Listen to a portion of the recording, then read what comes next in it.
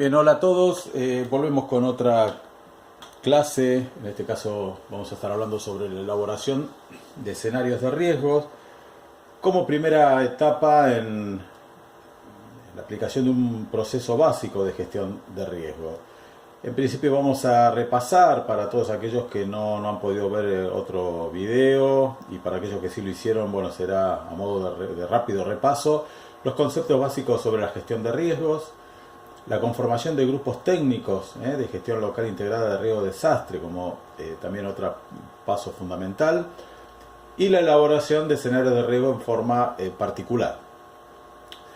Bueno, ejercicio que en este caso no vamos a estar desarrollándolo.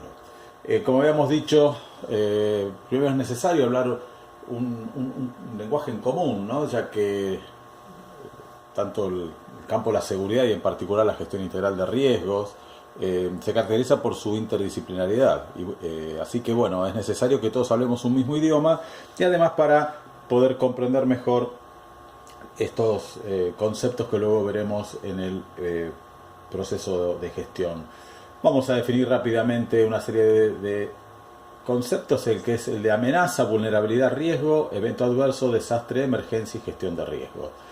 Habíamos comentado en otras oportunidades que la amenaza es ese factor externo al sujeto que puede provocarnos un daño. En resumidas cuentas, se trata de eso, ese factor externo que siempre que hablamos de amenaza significa que algo malo nos puede llegar a pasar, algún daño, ¿sí? Como contracara de la misma moneda, tenemos a la vulnerabilidad. Si nosotros estamos expuestos a una amenaza, vamos a ser más o menos vulnerable a la misma. Por eso que es ese factor interno, ¿sí?, que nos va a determinar el grado de exposición que nosotros vamos a tener frente a esa amenaza. El riesgo es la probabilidad de que esa amenaza justamente se materialice. Siempre vamos a estar expuestos por un tiempo de exposición determinado.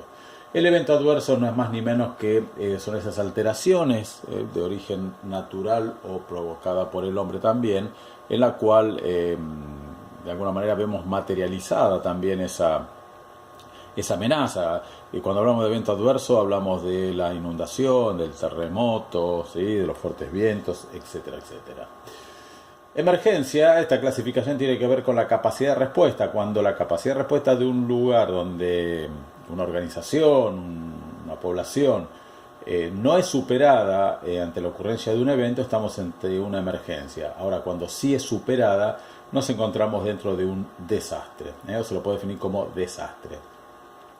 Y por último, la gestión de riesgo, como esta componente del sistema social constituido por un proceso eficiente de planificación, organización, dirección y control, que no son ni más ni menos que los pasos básicos en la administración, dirigido al análisis y la reducción de riesgo, el manejo de eventos adversos y la recuperación ante lo ya ocurrido. Es decir, que el análisis, la reducción, el manejo y la recuperación son esas cuatro áreas que nosotros después estamos viendo en el proceso de gestión. O sea, es la aplicación de una herramienta administrativa basada en planificación, en organización, dirección y control, y que la misma vamos a estar aplicándola en forma directa con este proceso de gestión, que no es más ni menos que este que hemos desarrollado, el cual está constituido por áreas, y cada una de esas áreas posee componentes.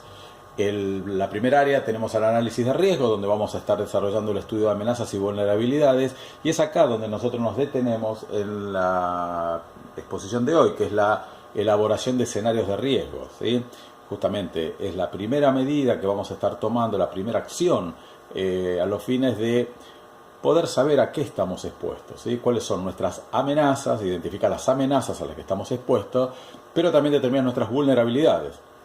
Así que en esta área nos vamos a detener hoy en particular con la elaboración de escenarios de riesgo. La otra área la habíamos también desarrollado en otra oportunidad, que es la de reducción de riesgo. Una vez identificadas esas amenazas, vamos a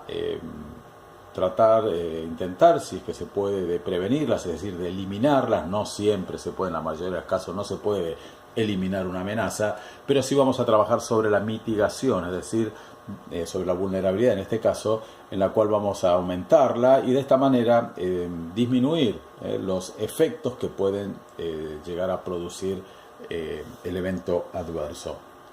Luego el manejo del evento adverso, o sea, en principio en el análisis sabemos qué nos puede pasar. En la reducción intentamos eliminarlo, reducirlo, y en el área de manejo de evento adverso nos estamos preparando para cuando ocurra, ya que si lo identificamos va a ocurrir. Allí tenemos la preparación, alerta, alarma y respuesta. En el componente de preparación se basa fundamentalmente en la elaboración de los planes, planes de contingencia para el plan de emergencia y el plan de contingencias y los planes de contingencias para cada uno de los riesgos que hemos identificado en el área de análisis de riesgo, o más precisamente cuando elaboramos los escenarios de riesgo. Alerta y respuesta. Bueno, la respuesta es cuando efectivamente ocurre el evento. Vamos a estar aplicando justamente todo el trabajo que hicimos anteriormente. Podemos decir que hubo casi un 70, un 80% de trabajo previo en la respuesta. Acá donde se señala la importancia de ser proactivos, que es al aplicar este proceso de gestión, y no ser reactivos, que es simplemente estar esperando a que ocurra el evento y cuando ocurre reaccionamos y respondemos. Bueno, eso ya lo hemos dejado bien en claro, que desde ya que va a influir muchísimo en la optimización de la respuesta. Así que es fundamental este proceso, esta aplicación de proceso de gestión de riesgos.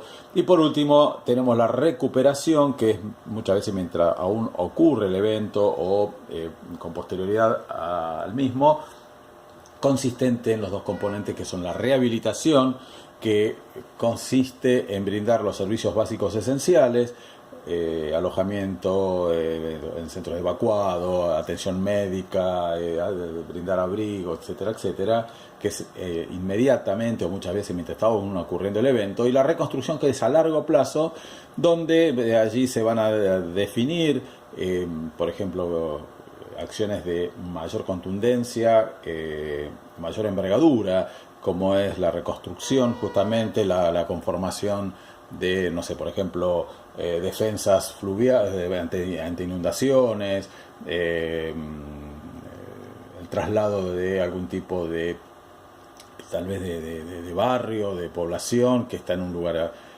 muy vulnerable, y que siempre tenemos que dejar en claro que la gestión integral de riesgos no es solamente para el salvamento, salvar vidas y disminuir el sufrimiento de las personas, sino que es una oportunidad de desarrollo, ¿sí? Es una oportunidad y una herramienta de desarrollo para una comunidad.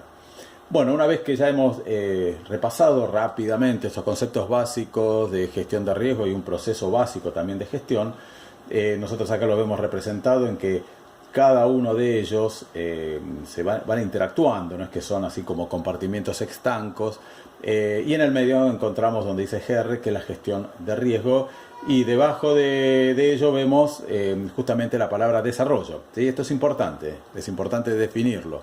No es solamente para salvar vidas o reducir el sufrimiento de las personas, sino que también es una oportunidad de desarrollo económico, cultural, etcétera, etcétera. ¿Cuáles son esos pasos básicos para una adecuada gestión de emergencias en el ámbito público y privado? O sea, ¿por dónde comenzamos? ¿Sí? ¿Qué es lo primero que hacemos? Acciones a realizar. En principio, conformamos los grupos de gestión local integrada de riesgos. O sea, nosotros, como venimos señalando, es una actividad interdisciplinaria, multiinstitucional, en la cual necesitamos de las capacidades, de los conocimientos, de las experiencias de aquellos que tienen esa formación específica, ¿sí? Como puede ser geólogos, antropólogos, licenciados en economía. O sea, es muy amplio, todos aquellos que van a estar interviniendo en la gestión integral de riesgo. Entonces nosotros es importante conformar estos equipos de trabajo, estos equipos donde nos vamos a estar complementando, ¿sí? Se va a lograr una sinergia importante. Luego, bueno, pasamos al tema importante de hoy, que es la elaboración de los escenarios de riesgo, como esa herramienta de diagnóstico para comenzar a trabajar con todo el proceso de gestión. Tenemos que identificar bien los riesgos, porque si no identificamos o priorizamos los riesgos, todo el trabajo posterior que hagamos no va a ser el correcto. Una vez que, como habíamos visto en el cuadro de áreas y componentes, identificamos los riesgos, comenzamos también no solamente con los los planes de mitigación y de prevención, sino también luego con los planes de emergencia, ¿sí? Todo identificado como por ejemplo los protocolos de actuación netamente para la respuesta, ¿sí? Nosotros tenemos que tener digamos, esos recursos, ya que lo vamos a estar aplicando, y lo que va a permitir cuando ocurra la respuesta es optimizar la misma, ¿sí? Recordamos siempre que la forma de ir comprobando, de ir corrigiendo como una herramienta de evaluación de los planes son la elaboración de simulacros, ¿no? Nosotros nunca podemos de alguna manera, que es muy común que se organicen simulacros sin un plan, o sea, no tiene sentido, es una puesta en escena solamente, ¿no? La implementación del sistema común de incidentes, ese es otro de los pasos, y la importancia netamente en la respuesta, ya vamos a estar desarrollándola con posterioridad. La conformación de equipos EDAN o de evaluación de daños y análisis de necesidades, estos van a tener una aplicación dentro del proceso de gestión, muchas veces en la respuesta, en la rehabilitación, más que en la respuesta también, porque nos va a permitir también a partir de evaluar los daños y analizar las necesidades, va a tener una incidencia fundamental en la ayuda posterior, tanto de recursos humanos, de recursos materiales, financieros, para sobrellevar la emergencia o el desastre. Y después, bueno, tenemos otros que de acuerdo a los riesgos identificados, por ejemplo ahí dice PRIMAP, que es la primera respuesta con materiales peligrosos, brigadas forestales en el caso de la necesidad de conformar recursos y también humanos y contar con los materiales para poder actuar, bueno, y así bastantes otros, ¿no? Vamos al primer paso, es decir, nosotros cuando damos esa iniciativa de comenzar a trabajar en gestión integral de riesgo, lo primero que vamos a hacer es conformar el grupo local integrado para el riesgo de desastre. Consiste en constituir y formalizar localmente un grupo técnico de gestión de riesgo, GTGR, integrado por representantes de los organismos del gobierno municipal, asistencia social, ambiente, ordenamiento territorial, educación, producción, turismo, y de bomberos, policías, servicio de emergencia médica, fuerzas armadas. Este grupo es el sujeto a capacitar, porque muchos de ellos, si bien forman parte del sistema de emergencia, pero es necesario capacitarlos justamente en esto, en la gestión integral de riesgo, enseñarles o mejorar los conocimientos que tengan en cuanto a conceptos, en cuanto a cómo es un verdadero proceso de gestión, en conformar también los equipos que realizarán las distintas actividades. Siempre estamos hablando de la gestión, no de la respuesta. Acá no es que se convocan cuando ocurre el evento, sino que esto es justo todo ese trabajo proactivo que hay que realizar a los fines de optimizar la respuesta una vez que ocurra, ¿sí? Y bueno, y son los que se van a desempeñar justamente en las actividades de la gestión integral de riesgo, tanto en todos los cuatro áreas de la gestión: el análisis de riesgo, la reducción de riesgo, la respuesta y la recuperación.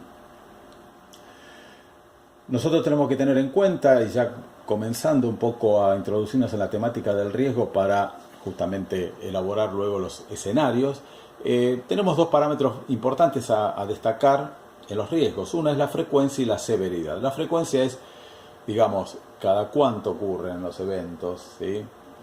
Y la severidad es qué efecto, qué daño producen, ¿sí? Son dos parámetros que vamos a tener en cuenta y que luego también vamos a ver reflejado en la elaboración de escenarios de riesgos. Dentro de un análisis de riesgo vamos a identificar la naturaleza, extensión, intensidad y magnitud de la amenaza, ¿sí? A determinar la existencia y grado de vulnerabilidad. Fíjense que acá estamos, por un lado, analizando amenazas y por otro lado las vulnerabilidades. La identificación de las medidas y recursos disponibles, o sea, tenemos que saber con qué contamos nosotros, ¿sí? No tiene sentido que estemos pidiendo ayuda exterior, digo exterior a la localidad, y tal vez contamos con ella, ¿sí? Fundamentalmente construir esos escenarios de riesgo probable, es decir, tener esa herramienta de diagnóstico para decir, bueno, ¿qué nos puede llegar a ocurrir? También determinar niveles aceptables de riesgo con consideraciones costos-beneficios. Esto tiene que ver, por ejemplo, cuando se considera realizar una determinada obra, un determinado desarrollo urbanístico, una planta, lo que sea, determina a ver si esos niveles de riesgo son considerables donde lo vamos a estar haciendo. Recordemos que siempre estamos expuestos a riesgos, pero bueno, podemos estar manejando estas probabilidades o estos niveles de riesgo que vamos a estar aceptando para continuar. Fijar prioridades en cuanto a tiempos y movimientos de recursos, eso tiene mucho que ver también de acuerdo a las características del lugar donde nos encontramos, si es una zona de fácil acceso, no una zona montañosa, alejada, sin caminos, etcétera, etcétera. Diseñar sistemas de administración efectivos y apropiados para implementar y controlar los procesos anteriores, es decir, nosotros cuando hacemos toda tarea administrativa o de gestión administrativa, siempre debemos tener en cuenta los controles, ¿sí? Para saber si estamos actuando, cómo se puede mejorar, cómo se puede optimizar. Vamos ya ahora en forma directa a la herramienta, ¿sí? De elaboración de escenarios de riesgo. ¿Cómo se construyen los escenarios de riesgos? Nosotros, como dijimos hace muy poquitito, vamos a estar primero haciendo se divide en 3 actividades. Esta primera es la actividad 1, que es el análisis de amenazas, ¿sí? O sea, nosotros comenzamos por analizar amenazas, también las vulnerabilidades, y en función a ambas vamos a estar realizando el escenario de riesgo probable. Fíjense que se dividen en tareas, ¿sí? La tarea A es enumerar amenazas reales y potenciales. O sea, ¿de qué manera? Simplemente es enumerarlas, ¿sí? Vamos a hacer un listado de qué amenazas está expuesta en nuestra localidad o el lugar o el objetivo que estamos estudiando, y se pueden hacer de distintas maneras, investigando registros históricos. Esto es como el paso 1. El paso 2 es estimar las magnitudes probables, ¿sí? Las magnitudes, eso lo vamos a estar viendo ahora a continuación, y como vamos a tener como producto de esta primera tarea una amenaza identificada con 3 magnitudes probables, ¿sí? No quiero ir más en detalle con lo que son magnitudes porque lo vamos a estar viendo a continuación. Esto simplemente ahora lo vamos a estar desarrollando cada una tanto de la tarea como de los pasos. Y en esta actividad 1 tenemos 2 tareas. La A, que es la que enumeramos recién, y la B, que es priorizar amenazas, a partir de registrar frecuencias, periodos de retorno, delimitar zonas de trabajo. Es decir, que cuando finalicemos esta actividad 1, el producto va a ser un listado de amenazas según prioridades. Es decir, no solamente vamos a tener qué amenazas estamos expuestos, sino las prioridades en cuanto a, pues vamos a tener una lista de 20 amenazas, pero bueno, gracias a esta herramienta nos va a permitir establecer cuáles son las que necesitamos en forma urgente o darle mayor importancia de acuerdo al trabajo que vamos a ver ahora. El paso 1, ¿sí? Vamos a ir, les vuelvo otra vez atrás, fíjense que estamos en la actividad 1, análisis de amenazas. Comenzamos con la tarea A, enumerar amenazas reales y potenciales, y comenzamos desarrollando específicamente paso 1 en principio, luego el 2, luego vamos a pasar a la tarea B con los pasos 1, 2 y también el producto final. Aquí, bueno, como bien dice investigar registros históricos, periódicos y otros. ¿De qué manera? ¿Dónde buscar? ¿Sí? Bueno, primero tenemos que saber qué buscar. Fechas, gravedad de los eventos, daños causados por los mismos y evidencias de desastres naturales ocurridos en una comunidad son los que muestran habitualmente estos registros, ¿sí? Primero saber qué buscar. Lo importante es dónde buscar. Aquí, bueno, y si bien ahí tenemos una herramienta fundamental que es Internet, ¿sí? Hoy disponemos de muchísima información con recursos y con, digamos, registros históricos de nuestra localidad donde estamos nosotros trabajando, aplicando esta elaboración de escenarios, donde nos van a decir, ¿sí? Qué eventos ocurrieron, que muchas veces, como bien dice ahí, lo podemos encontrar tal vez en bibliotecas, por ejemplo, si hay una sección de historia local, diarios, revistas, las sociedades históricas locales suelen ser buena fuente de información. ¿Con quién hablar? Sí, es importante. Yo diría que en el punto anterior, donde buscar, un recurso fundamental es Internet, ¿no? Ahí vamos a poder encontrar siempre con que sea una fuente confiable, ¿no? Pero en estos casos siempre lo son. al menos vamos a tener una información. ¿Con quién hablar? Es útil hablar con personas que han vivido muchos años en el lugar. Los datos que el investigador encuentre en diarios y revistas ampliarán sus conocimientos. Muchas veces hay ciertos datos que las personas que vivieron esas situaciones hace 50, 60 años atrás nos pueden llegar a reflejar alguna información que no figura en otros lados, ¿no? Por ejemplo, hasta dónde llegó, hasta qué parte del pueblo llegó la inundación. Entonces, bueno, tal vez no estaba registrado y también va a ser una información importante. También en técnicos y expertos en desastres de la comunidad. Muchas veces tal vez empresas privadas que tienen algún desarrollo, por ejemplo, no sé, una empresa petrolera o algún organismo que tiene que ver con el agua, con obras, ellos tienen también registros que tal vez no estén disponibles, o información no estén disponibles por otros medios. Vamos al paso 1B, revisar planes vigentes y reportes. En aquellos lugares donde se haya trabajado previamente en gestión de riesgos, se puede llegar a solicitar información pública de planes de gobiernos y reportes. Algunos gobiernos cuentan con planes de mitigación, guías para la identificación de amenazas, reportes. Si ya hay algo, siempre es útil, ¿sí? O también los planes locales. Los planes locales, en el caso que haya, por ejemplo, para el uso de las tierras, planes de inversión, así como códigos de construcción, regulaciones para la exploración de la tierra, ordenanzas para inundaciones. O sea, todo es importante. Muchas veces toda esta información la tenemos, por decirlo así, disgregada, desparramada en distintos lugares. Bueno, es trabajo de quien realiza el escenario de riesgo. Cuanto mayor información pueda cotejar, más completo será el escenario de riesgo. El paso 1C sería conversar con expertos de su comunidad. Como les había dicho anteriormente, recursos tanto locales como públicos, ¿no? Que pueden llegar a servir de información, importante. Privadas, les decía el ejemplo, no sé, de mineras, empresas viales que saben del terreno, saben de inundaciones, justamente porque sus obras su trabajo diario los obliga a estar identificando desde el punto de vista meteorológico, fuertes vientos, etcétera, etcétera, tanto público como también vamos a encontrar como privados. Otro paso, el 1 es recopilar información en los sitios web, como les había dicho anteriormente, que no figuraba, tanto locales como internacionales. Vamos al paso 2. O sea, hasta ahora en el paso 1 lo que hemos visto es fundamentalmente recolectar información, ¿sí? Vamos a estar recolectando toda la información posible para luego, en este paso 2, vamos a estar estimando magnitudes probables.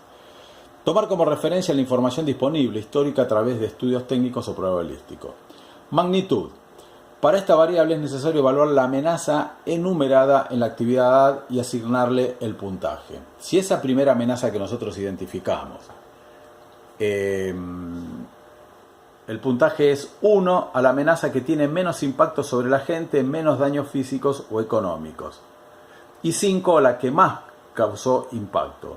Algo intermedio será 2, 3 o 4 de acuerdo al nivel de daño que históricamente hemos registrado. Es decir, que nosotros, si tomamos una amenaza en la cual los daños fueron muy bajos, muy insignificantes, muy pocos, le vamos a poner un número 1. En cambio, si fue un impacto fue muy grande, vamos a ponerle un 5, y lo intermedio sería 2, 3 o 4. Esto lo vamos a ver bien representado en un cuadro más adelante.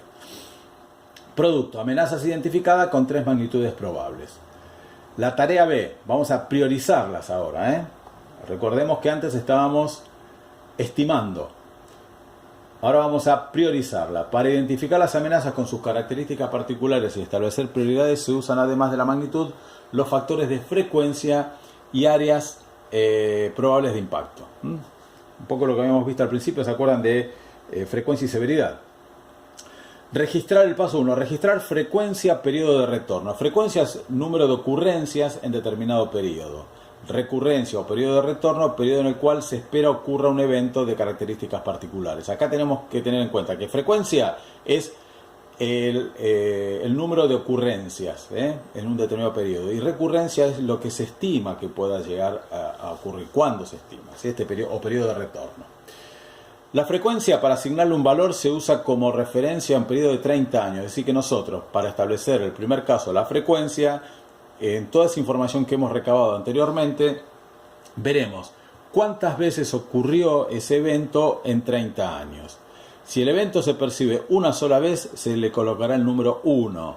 Si son 3 veces en ese periodo, y 5 si son 5 o más en ese periodo, ¿sí? Es decir, si ocurrió en 30 años una inundación, le pondremos el 1.